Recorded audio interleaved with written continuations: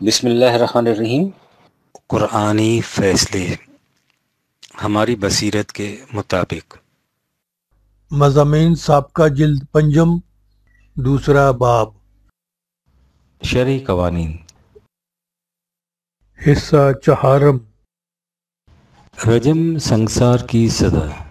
پاکستان میں حال ہی میں جو چند فقہی قوانین نافذ کیے گئے ہیں انہیں شرعی حدود کہہ کر پکارا جاتا ہے۔ ان کی روح سے جرم زنا کی سزا کے سلسلے میں کہا گیا ہے کہ اگر مجرم غیر شادی شدہ ہوں تو انہیں 100 کوڑے مارے جائیں، اور اگر وہ شادی شدہ ہوں تو انہیں سنگسار کیا جائے۔ اسے اصطلاح میں رجم کہا جاتا ہے، یعنی پتھر مار مار کر ہلاک کر دینا۔ ہم نے طلوع اسلام بابت 1979 مارچ میں ان قوانین کا تجزیہ کرتے ہوئے لکھا تھا کہ قرآن مجید میں جرم زنا کی سزا صرف کوڑے مقرر کی گئی ہے، بلا تخصیص اس امر کے مجرم شادی شدہ ہیں یا غیر شادی شدہ۔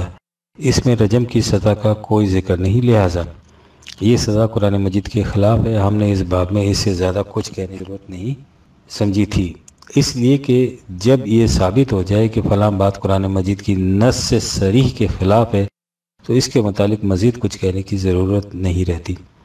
لیکن اس کے باوجود ہمارے پاس استفسارات آ رہے ہیں جن میں کہا جاتا ہے کہ اس موضوع پر زیادہ تفصیل سے لکھنے کی ضرورت ہے، بالخصوص اس لیے کہ دعویٰ یہ کیا جاتا ہے کہ اس سزا کا ثبوت روایت سے ملتا ہے۔ ہم شروع سے کہتے چلے آ رہے ہیں کہ ہمارے نزدیک جو روایات قرآن مجید کے خلاف ہوں اس کی نسبت رسول اللہ کی طرف کی نہیں جا سکتی۔ اس کے متعلق بلا تعامل کہہ دینا چاہیے کہ وہ وضعی ہے۔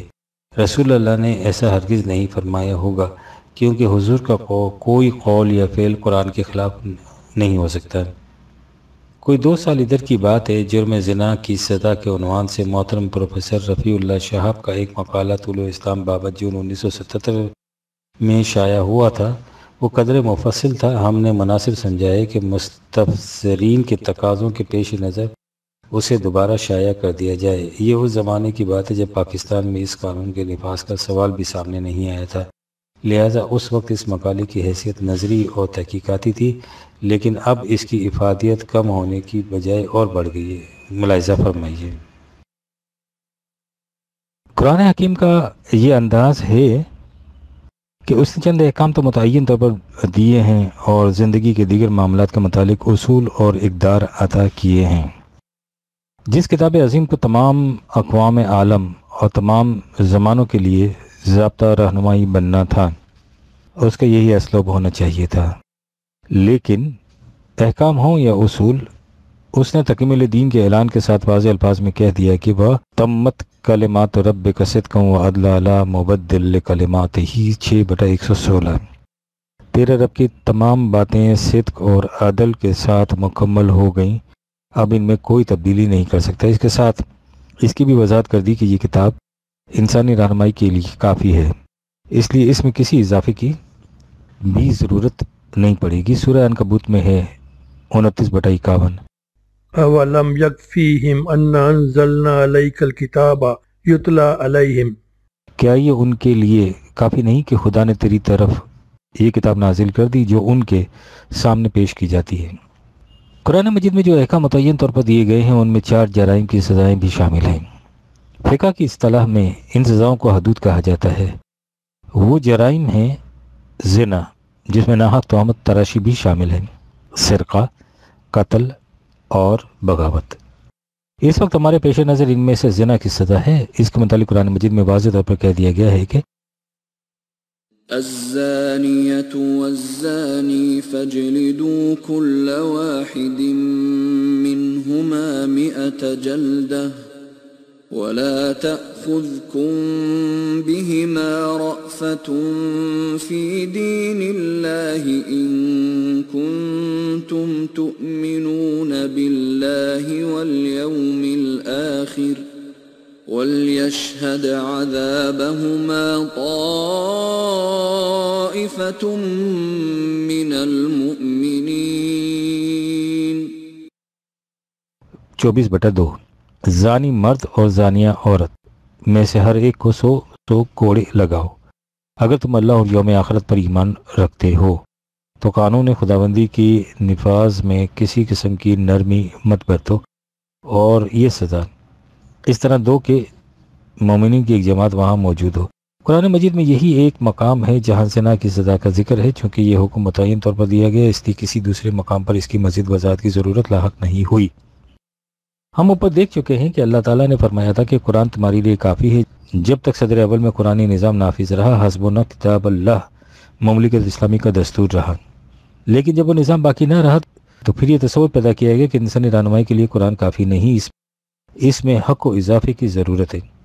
اس سلسلے میں زنا کی سزا کے متعلق کہا گیا کہ قرآن میں متعین کرتا سزا غیر شادی شدہ کے لیے ہے۔ شادی شدہ زانی اور زانیہ کی سزا رجم یعنی سنگسار کرنا ہے۔ معلوم ہوتا ہے کہ اس پر امت میں یہ خیال ابھرا ہوگا کہ اہم حکم خود قرآن کریم میں کیوں نہ دیا گیا، یہ تو قرآن پر اضافہ ہے۔ اب جبکہ بجائے اس کے کہ اس کا اعتراف کیا جاتا کہ واقعی قرآن پر اضافہ ہے، کہا یہ گیا کہ نہیں، یہ حکم خود قرآن میں موجود تھا، لیکن جو قرآن امت کے پاس ہے اس میں یہ آیت نہیں رہی۔ یہ ایسا عذر گناہ تھا جس پر زمین لرز جاتی، آسمان پھٹ جاتا، لیکن اس عقیدے کی وضع کرنے والوں کے دل میں ذرا لرزش بھی پیدا نہ ہوئی، اور انہوں نے اس کی تائید میں روایت وضع کر لی۔ چنانچہ حضرت ابی بن کعب سے روایت بیان کی گئی ہے کہ عن زر بن حبیش قال قال لي أبي بن كعب كأين تعد سورة الأحزاب قلت 72 آية أو 73 آية قال إن كانت لتعدل سورة البقرة وإن كنا لنقرأ فيها آية الرجم قلت وما آية الرجم قال إذا زنى الشيخ والشيخة فارجموهما البتة نقالا من الله والله عزيز حكيم۔ الاتقان فی علوم جلدوم صفحہ 25۔ حضرت زر بن جیش سے روایت ہے کہ مجھ سے حضرت ابی بن کعب نے پوچھا کہ تم جانتے ہو کہ سورہ احزاب میں کتنی آیات ہیں؟ میں نے کہا یہی 72-73 جو سورہ احزاب میں موجود ہیں۔ انہوں نے کہا کہ نہیں، سورہ احزاب میں سورہ بقرہ جتنی آیات تھیں، یعنی 286 ناخل، ان میں سے ایک آیہ رجم بھی تھی جس کی ہم تلاوت کیا کرتے تھے۔ میں نے پوچھا کہ آیہ رجم کیا تھی؟ فرمایا کہ جب بوڑھا مرد اور بوڑھی عورت زنا کے مرتکب ہوں تو انہیں سنگسار کر کے ختم کر دیا جائے۔ یہ اس اللہ کی طرف سے سزا مقرر ہے جو غلبہ اور حکمت والا ہے۔ آگے بڑھنے سے پہلے یہ دیکھیے کہ اس روایت میں الفاظ الشیخ و شیخات آئے ہیں۔ عربی زبان کا مبتدی بھی جانتا ہے کہ ان کے معنی ہیں بوڑھا مرد اور بوڑھی عورت، لیکن ہمارے ہاں یہ کہا جاتا ہے کہ ان سے مراد ہے شادی شدہ مرد اور شادی شدہ عورتیں۔ عربی زبان میں یہ لفظ ان معنی میں کہیں نہیں آئے، لیکن ان واضحین روایت نے تو زانیوں کو 2 قسموں میں منقسم کرنا تھا، اس لیے سورہ نور کی آیت میں جو الفاظ الزانیہ والزانی آئے ہیں ان کے معنی کیے گئے غیر شادی شدہ عورت اور غیر شادی شدہ مرد، اور اس کے مقابل الشیخ و شیخہ کے معنی کیے گئے شادی شدہ مرد اور شادی شدہ عورت۔ اس روایت میں ایک اور بات بھی قابل غور ہے۔ کہا یہ گیا ہے کہ سورہ احزاب میں سورہ بقرہ جتنی آیات تھیں، یعنی 286 آیات۔ قرآن مجید میں سورہ احزاب کی کل آیات 73 ہیں۔ سوال یہ ہے کہ بقایا 213 آیات کا کیا ہوا؟ وہ کہاں چلی گئیں؟ ان میں سے ایک آیت کے متعلق جو رجم سے متعلق تھی، انہوں نے تحقیق کر لی، غور سے سنی کہ وہ تحقیق کیا تھی۔ سنن ابن ماجہ میں جو سیاستہ کی ایک مستند کتاب ہے، کہا گیا ہے کہ جب قرآن کریم مرتب کیا جانے لگا تو صحابہ کرام کی 2 آیتیں کہیں نہ مل سکیں۔ ایک آیت رجم سے متعلق تھی اور دوسری رضاعت سے متعلق۔ چنانچہ وہ ان آیات کو ڈھونڈتے ڈھونڈتے حضرت عائشہ کی خدمت میں حاضر ہوئے تو انہوں نے فرمایا کہ آیہ رجم اور آیہ رضاعت کبیر ایک صحیفے میں تھیں جو میرے تخت کے نیچے تھا۔ جب رسول اللہ صلی اللہ علیہ وسلم کی وفات ہوئی تو ہم لوگ اس حادثے میں مشغول ہو گئے، اتنے میں گھر کی پالتو بکری اندر گھس گئی اور اس صحیفے کو کھا گئی۔ لہٰذا ان دونوں آیت کا دنیا میں وجود ہی باقی نہ رہا، لیکن روایات کی روح سے اس کے باوجود صحابہ کو اس پر اصرار تھا کہ رسول اللہ کے زمانے میں ہم آیہ رجم کی تلاوت کیا کرتے تھے، اور ایسا کہنے والوں میں حضرت عمر بھی موجود تھے۔ لوگوں نے آپ سے کہا کہ غالباً اس زمانے میں جب وہ برسر اقتدار آئے کہ جب آپ خود کہتے ہیں کہ آپ بھی اس آیت کی رسول اللہ کے زمانے میں تلاوت کیا کرتے تھے تو آپ اسے قرآن کریم میں درج کیوں نہیں کر دیتے؟ آپ کا جواب ملاحظہ فرمائیے۔ وقال عمر لولا أن يقول الناس زاد عمر في كتاب الله لأسقطه في المصحف۔ تفسیر کبیر امام رازی نیا ایڈیشن جلد 32 صفحہ 134۔ حضرت عمر نے فرمایا کہ میں اس آیت کو قرآن میں ضرور درج کر دیتا لیکن ڈرتا ہوں کہ لوگ کیا کہیں گے کہ عمر نے خام خواہ قرآن مجید میں اضافہ کر دیا۔ اس پر سوال پیدا ہوا کہ پھر خدا کے اس حکم کی تعمیل کیسے ہو؟ آپ نے فرمایا کہ ہم اس آیت کو قرآن میں تو درج نہیں کریں گے لیکن تعمیل اس کی کرتے رہیں گے، چنانچہ ہمارے یہاں یہ عقیدہ موجود ہے کہ ایسی آیات بھی ہیں جو قرآن حکیم میں موجود تو ہیں لیکن ان کا حکم منسوخ ہو چکا ہے، وہ صرف تلاوت کے لیے رہ گئی ہیں، اور ایسی آیات بھی ہیں جو قرآن حکیم میں تو موجود نہیں ہیں لیکن ان کا حکم باقی ہے، جیسے آیا رجم۔ آپ نے غور فرمایا کہ رجم سنگساری کا حکم طرح قرآن مجید سے ثابت کیا گیا ہے۔ اس پر تو آپ غور کریں یا نہ کریں لیکن اس پر ضرور غور کیجیے گا کہ اس کے بعد خود خدا کی کتاب کی کیا حیثیت باقی رہ جاتی ہے، اور آپ یہ سن کر حیران ہوں گے کہ اہل حدیث ہوں یا اہل فقہ قرآن حکیم کی اس حیثیت پر سب متفق ہیں کہ دو ایک روایت ملاحظہ فرمائیے۔ عن عمرو بن ميمون قال رأيت في الجاهلية كردة اجتمع عليها كردة قد زنت فرجموها فرجمتها معهم۔ حضرت عمرو بن میمون سے روایت ہے جو ایک صحابی ہیں کہ زمانہ جاہلیت میں نے ایک بندریا کو دیکھا جس نے زنا کا ارتکاب کیا، سب بندر اس کے گرد جمع ہو گئے اور اسے سنگسار کیا اور میں نے بھی اس کے صائم کے ساتھ پتھر مارے۔ اس روایت میں تو اس واقعے کو اجمالاً بیان کیا گیا ہے، اس کی تفصیل صحیح بخاری کے شارح امام ابن حجر اسقلانی نے اس طرح بیان فرمائی۔ عن عمرو بن ميمون قال كنت في اليمن في عنم لأهلي وأنا على شرف فجاء كرد من كردة فتوسدوا يدها فجاء كرد أصغر منه فعمزها فسلت يدها من تحت رأس الكرد الأول سلا رفيقا واتبعته فوقع عليها وأنا أنظر ثم رجعت فجعلت تدخل يدها تحت خد الأول برفق فاستيقظ فزعا فشماها فصاها فاجتمعت القرود فجعل يصيح ويومئ إليها بيده فذهب القرود يمنة ويسرى فجاءوا بذلك الكرد أعرفه فحفروا لهما حفرة فرجموهما۔ فتح الباری شرح صحیح بخاری از ابن حجر اسقلانی جلد ہفتم صفحہ 121۔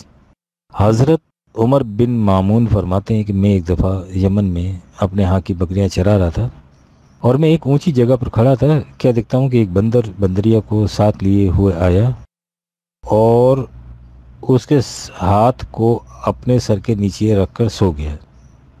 اس کے بعد پہلے بندر کے مقابلے میں نسبتاً کم عمر کا بندر آیا، اس نے بندریا کو آنکھ ماری تو اس نے آہستہ سے بندر کے سر کے نیچے سے اپنا ہاتھ کھینچ لیا اور اس نوجوان بندر کے پیچھے چل پڑی۔ اس بندر نے اس کے ساتھ مباشرت کی جسے میں نے خود اپنی آنکھوں سے دیکھا، پھر وہ لوٹی اور پہلے بندر کے سر کے نیچے آہستہ سے اپنا ہاتھ دینے لگی، لیکن وہ گھبرا کر جاگ اٹھا۔ اس نے محسوس کیا کہ دال میں کچھ کالا ضرور ہے، چنانچہ اس نے بندریا کو سونگا تو سارا معاملہ سمجھ میں آ گیا۔ اس نے دہائی مچانا شروع کر دی، اس پر بہت سارے بندر جمع ہو گئے۔ وہ بندریا کی طرف ہاتھ بڑھا کر چیختا رہا، چنانچہ وہ بندر ادھر ادھر دوڑے اور اس مجرم بندر کو پکڑ لائے جسے میں پہچانتا تھا۔ انہوں نے ان دونوں کے لیے گڑھا کھودا اور پھر انہیں سنسار کر دیا، جیسا کہ اصل روایت میں کہا گیا ہے۔ خود حضرت عمرو بن میمون نے بھی انہیں کچھ پتھر مارے تھے۔ یہ ہے اس سزا کی تائید میں فطرت کی گواہی جسے ان روایات کی روح سے پیش کیا جاتا ہے۔ ان پر کسی تبصرے کی ضرورت نہیں۔ کہا یہ جاتا ہے کہ کسی زانی یا زانیہ کو رجم کی سزا دیجیے اور پھر دیکھیے کہ معاشرہ زنا جیسا فعل شنیع کس طرح ختم نہیں ہوتا۔ یہ تو ہم نہیں کہہ سکتے کہ اس سے اس جرم کا ارتکاب ختم ہو جائے گا یا نہیں۔ قرآن کریم میں جرم قتل کی سزا موت مقرر کی گئی ہے، اور یہی سزا ہمارے مروجہ قانون کی روح سے قاتل کو دی جاتی ہے۔ لیکن اس کے باوجود قتل کی وارداتوں کا ختم ہو جانا تو ایک طرف ان میں دن بدن اضافہ ہوتا چلا جا رہا ہے۔ اس سے ظاہر ہے کہ محض سزا دینے سے جرم رک نہیں جاتا، جرائم کے سدباب کے لیے ایک افراد کے قلب و نگاہ کی تطہیر اور معاشرے کے اجتماعی نظام کی اصلاح ضروری ہوتی ہے۔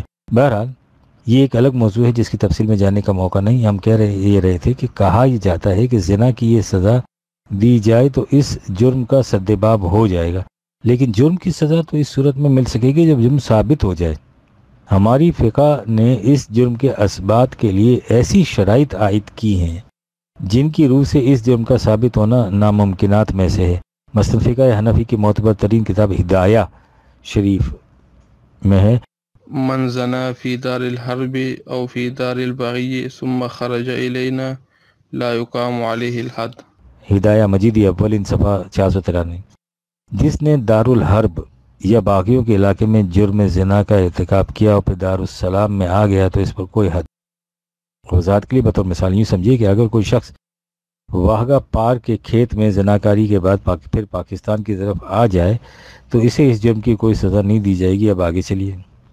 ومن اقر 4 مرات فی مجالس مختلفۃ انه زنا بفلانۃ وقالت هي تزوجني او اقرت بالزنا وقال الرجل تزوجتها فلا حد عليه وعليه المہر۔ اگر کوئی شخص کسی ایک جگہ نہیں بلکہ 4 مختلف مجالس میں اور ایک ہی بار نہیں 4 دفعہ اقرار کرے کہ اس نے فلاں عورت سے زنا کیا ہے، لیکن عورت کہے کہ نہیں اس نے مجھ سے پہلے نکاح کر لیا تھا، یا اسی طرح کوئی عورت ارتکاب زنا کا اقرار کرے لیکن مرد کہیں کہ نہیں میں نے اسے نکاح کر لیا تھا، تو نہ اس مرد کو سزا دی جائے گی اور نہ اس عورت کو۔ البتہ اس مرد کے لیے ضروری ہوگا کہ اس عورت کو مہر کے پیسے ادا کر دے۔ آپ دیکھ رہے ہیں کہ ایک بات کہاں تک پہنچ رہی ہے۔ ان قوانین کی روح سے نہ صرف یہ کہ زنا جیسے جرم کے ارتکاب کا نہ کوئی سدباب سوچا گیا ہے بلکہ اس کے لیے پھاٹک کھول دی گئی، اور اب ایک اور قدم آگے بڑھی ہے۔ اگر یہ زنا کار خود اس جرم کے ارتکاب کا اعتراف نہ کریں تو پھر عدالت کے لیے ضروری ہوگا کہ یہ تحقیق کرے کہ اس جرم کا ارتکاب ہوا تھا یا نہیں ہوا تھا۔ ظاہر ہے کہ یہ بات شہادات گواہیوں کی روح سے ہی طے ہو سکے گی۔ اب یہ دیکھیے کہ اس شہادت کے لیے کیا کیا شرائط عائد کی گئی ہیں۔ امام ابن رشد فرماتے ہیں وأن من صفتهم أن يكونوا عدولا وأن من شرط هذه الشهادة أن تكون بمعاينة فرجه في فرجها وأنها تكون بالتصريح لا بالكناية۔ ہدایہ المجتہد جلد مطبوعہ مصر صفحہ 430۔ پہلی شرط یہ کہ وہ گواہ عدل کی صفت سے متصف ہوں۔ دوسری شرط یہ کہ وہ اس واقعے کے عینی شاہد ہوں، یعنی انہوں نے بچشم خود اس فعل کو صادر ہوتے دیکھا ہو، اور اس کے بعد اسے اشاروں کنایوں سے بیان نہ کریں بلکہ پوری صراحت سے بیان کریں۔ آپ سوچیں کہ کیا کوئی مرد اور عورت اس فعل کے مرتکب ایسی صورت میں ہو سکتے ہیں کہ ایک نہیں 4 شخص اس کی ساری جزیات تک کو اپنی آنکھوں سے دیکھیں۔ حیوانات کے جنسی اختلاط میں تو یہ چیز ممکن ہے، لیکن ہم سمجھتے ہیں کہ انسانوں کی بے حیا سے بے حیا تک کوئی قوم یا گروہ ایسا نہیں ملے گا جو ناجائز تو ایک طرف اس جائز عمل کا ارتکاب بھی اس بے حیائی کے ساتھ کرے۔ فرمائیے کیا اس جرم کے اسبات کے لیے اس قسم کے 4 گواہ مل سکیں گے؟ اور اگر بفرض محال ایسے 4 گواہ مل بھی جائیں لیکن ان کی گواہی کی جزیات میں کسی قسم کا اختلاف پایا جائے، حتیٰ کہ اگر 2 گواہ زنا بالجبر کی شہادت دیں اور 2 گواہ یہ کہہ دیں کہ نہیں اس عورت نے اس مرد کو اپنی طرف مائل کیا تھا، تو اس صورت میں بھی یہ جرم ثابت نہیں ہو سکے گا۔ ہدایہ میں یہ تمام تفاصیل موجود ہیں۔ ہماری فقہ کی کتابوں میں جنسیت کے متعلق اس کثرت و تفصیل کے ساتھ مسائل درج ہوتے ہیں کہ کوئی سلیم الطبع انسان انہیں پڑھ بھی نہیں سکتا، اور یہ کتابیں پڑھائی جاتی ہیں۔ ان طالب علموں کو جو نوجوان بھی ہوتے ہیں اور بالعموم غیر شادی شدہ بھی، جن مقامات میں لونڈیوں کا ذکر آتا ہے وہاں یہ تفصیل فحاشی کی ہر حد کو پھاند جاتی ہے۔ ہم اپنے دل پر جبر کر کے یہاں دو ایک مثالیں پیش کریں گے۔ ہدایہ مجیدی اولین صفحہ نمبر 489 پہ لکھا ہے کہ اگر کوئی من چلا اپنے بیٹے یا پوتے کی لونڈی سے زنا کا ارتکاب کر لے اور یہ بھی کہے کہ اسے اس کا علم تھا کہ ایسا کرنا شرعاً حرام ہے، اس کے باوجود اسے کوئی سزا نہیں دی جائے گی۔ دوسری مثال خود ہدایہ ہی کے الفاظ میں ملاحظہ فرمائیے۔ ومن وطأ أجنبية فيما دون الفرج ويعصو، اگر کوئی شخص کسی اجنبی عورت کے ساتھ شرم گاہ کے علاوہ کہیں اور اختلاط کر لے تو اسے جرم زنا کی سزا تو نہیں دی جائے گی، البتہ کوئی اور چھوٹی موٹی سزا دی جا سکتی ہے۔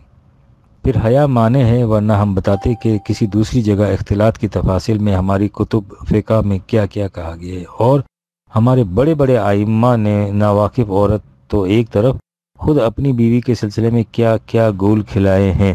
تفصیل کے لیے حافظ ابن حجر عسقلانی کی شرح بخاری فتح الباری کے علاوہ علامہ عینی کی شرح عمدۃ القاری میں دیکھیے کہ اس باب میں اور تو اور امام مالک تک کا کیا مسلک بیان کیا گیا ہے۔ یہ بحث ادارۃ الاسلام کی طرف سے شائع کردہ کتاب مقام حدیث میں دی گئی ہے۔ یہ ہے رجم کی سزا کے متعلق اس حکم کا اجمالی سا تعارف، جسے نافذ کرنے سے کہا جاتا ہے کہ مملکت اسلامی بن جائے گی۔ آپ نے دیکھا ہوگا کہ میں نے اس باب میں اپنی طرف سے ایک لفظ تک نہیں لکھا، ہر بات مستند کتب الاحادیث اور کتب فقہ کے حوالے سے لکھی گئی ہے۔ یہ ہیں چند ایک مثالیں ان احکام کی جنہیں احکام شریعت کہہ کر پکارا جاتا ہے۔ 1979 عیسوی اسلامی قوانین کی تفاصیل میں اختلاف، فرقہ اہل حدیث کے مطالبات۔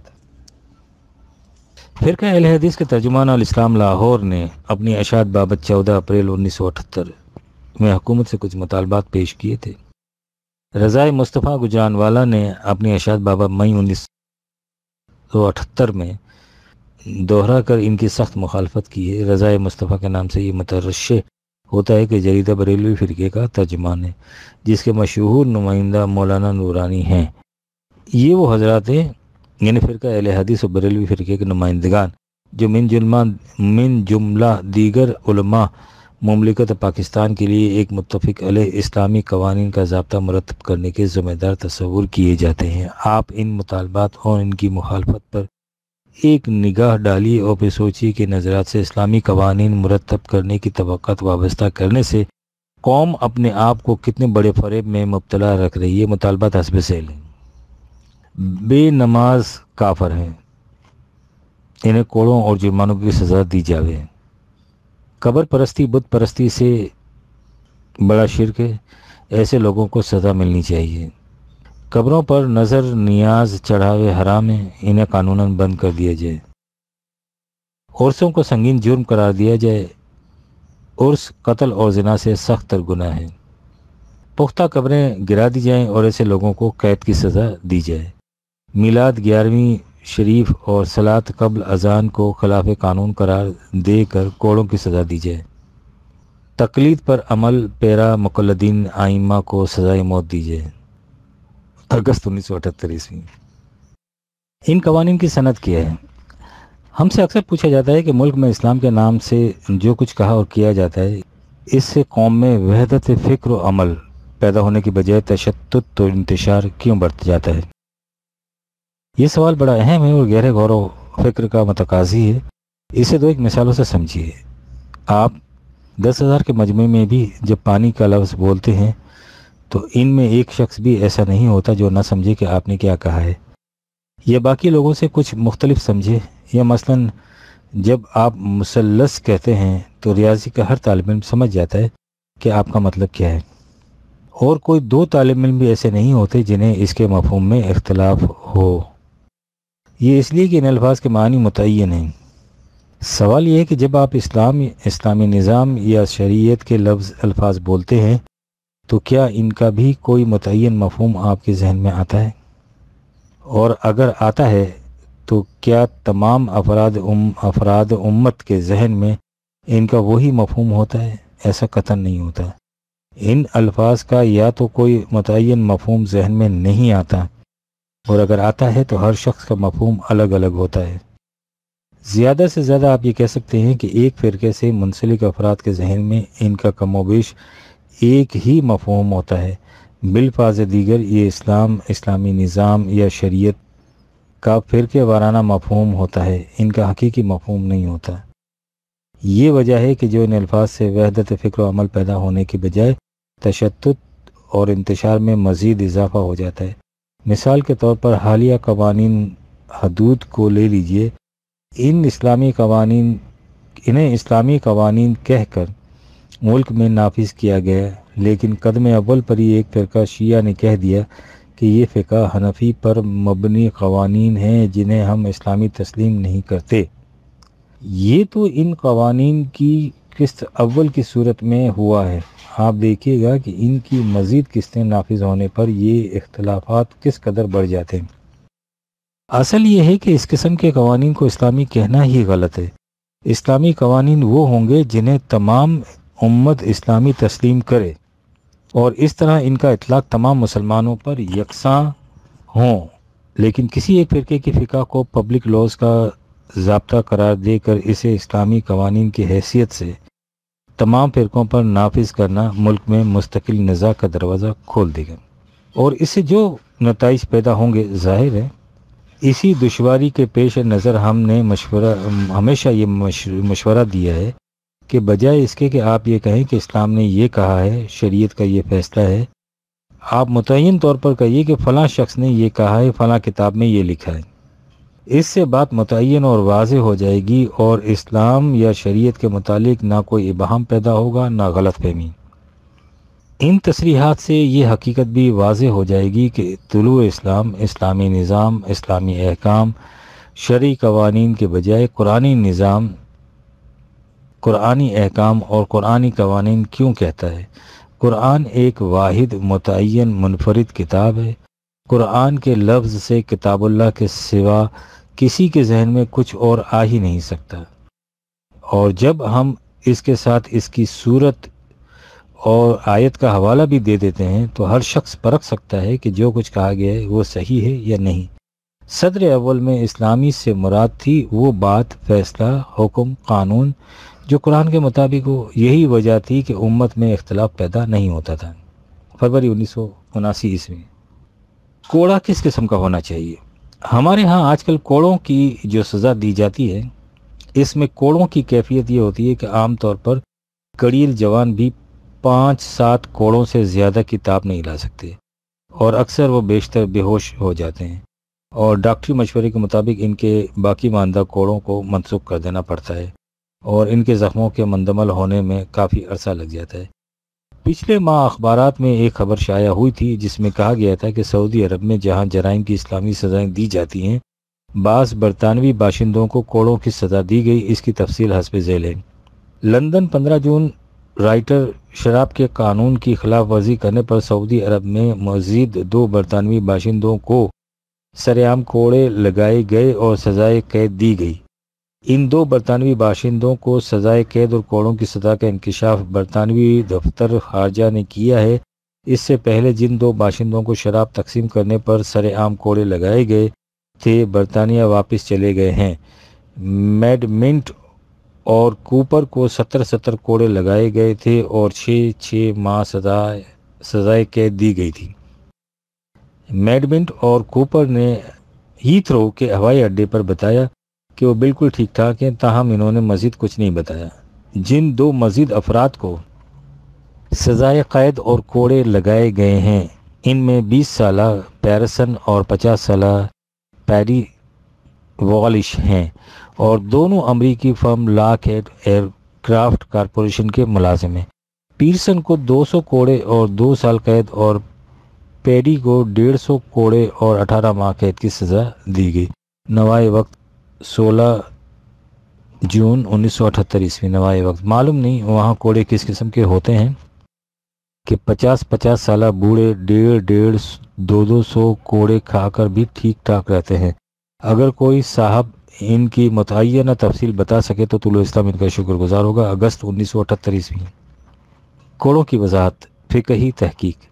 قرآن مجید میں کوڑوں کے لیے جلدت کا لفظ آیا ہے۔ جو اس مفہوم کی طرف اشارہ کرتا ہے کہ مجرم کو کسی ایسی چیز سے سزا دی جائے جس کا اثر صرف اس کی کھال تک محدود رہے۔ اسلامی فقہ کی تفصیل کے مطابق اگر کوڑے لگانے سے مجرم کے کسی حصے کا گوشت اڑ گیا یا کھال پھٹ گئی، کھال کے اندر تک پہنچ گیا، تو ایسی سزا جائز نہیں ہوگی۔ چنانچہ حفظ ما تقدم کے طور پر ایسے طریقے اختیار کیے جاتے ہیں جن سے اس قسم کے زخم وغیرہ کی نوبت نہیں آتی۔ دور نبوی میں تو جرائم کی تعداد بڑی محدود تھی اور شاذ نادر ہی کوڑوں کی سزا تک نوبت پہنچتی تھی، اس لیے اس دور میں کوئی مخصوص قسم کا کوڑا تیار نہیں کیا گیا تھا۔ جب کوئی مجرم پکڑا جاتا تو اسے جوتوں یا کھجور کی چھال سے سزا دی جاتی۔ قاضی ابو بکر جساس دور نبوی کی سزا کی تفصیلات بیان کرتے ہوئے لکھتے ہیں، کان من ضرب النبی صلی اللہ علیہ وسلم بالجرید والنعال۔ احکام القرآن جلد سوم صفحہ 260۔ رسول اللہ صلی اللہ علیہ وسلم کے زمانے میں کوڑے مارنے کا کام جوتوں یا کھجور کی چھال سے لیا جاتا تھا۔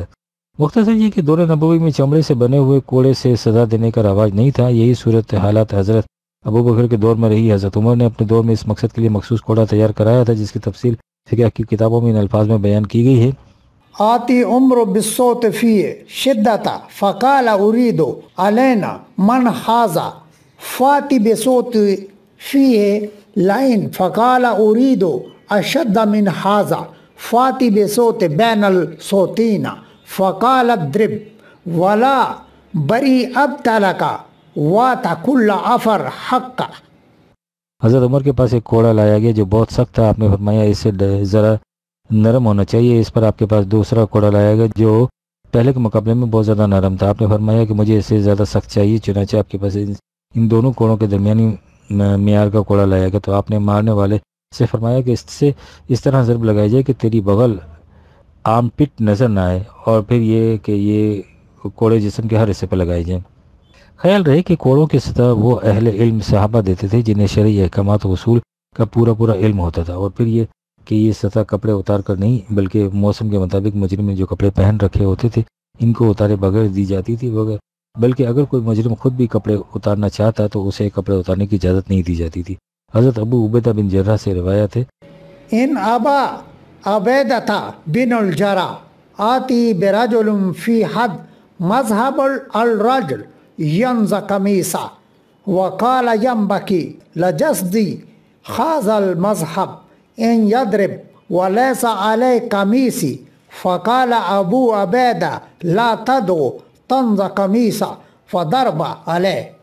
حضرت ابو عبیدہ بن الجرح کے پاس شرعی سطح کا ایک مجرم لایا گیا تو اس نے اپنی قمیص اتارنی شروع کر دی اور کہنے لگا کہ اس گناہ گار جسم کو اس حالت میں کوڑے پڑنے چاہیے کہ اس پر قمیض نہ ہو، لیکن حضرت ابو عبیدہ نے فرمایا کہ اسے قمیض نہ اتارنے دو، بس اسے قمیض کے اوپر کوڑے مارے گئے۔ یہی نہیں بلکہ بعض اوقات جلد کو زخمی ہونے سے بچانے کے لیے مجرم کو بھیڑ یا بکری کی کھال پہنا دی جاتی تھی تاکہ کوڑوں کا اثر جلد کے اندر تک نہ پہنچنے پائے۔ حضرت سعد بن ابراہیم سے روایت ہے، وَلَقَدْ حَدَّثْنِي أَبِي أُمِّ كَلْثُومَ أَمَرْتُ بِشَعَّةٍ فَصَلَحْتَ حِينَ جَلْدَ أَبُو بَكْرَ فَالْبِمَسْكَهَا فَهَلْ كَانَ نَالَكَ الْأَمْنِ ضرب شدید۔ مجھ سے میرے باپ نے روایت کی ہے کہ ان کی والدہ ام کلثوم نے ایک بھیڑ ذبح کرنے کو کہا، اور جب ابو بکرا کو کوڑے لگائے گئے تو وہ کھال انہیں پہنا دی، تو کیا یہ ضرب شدید سے بچنے کے لیے نہ تھا؟ دوسری روایت میں ضرب خفیف آیا ہے۔ پروفیسر رفیع اللہ شہاب۔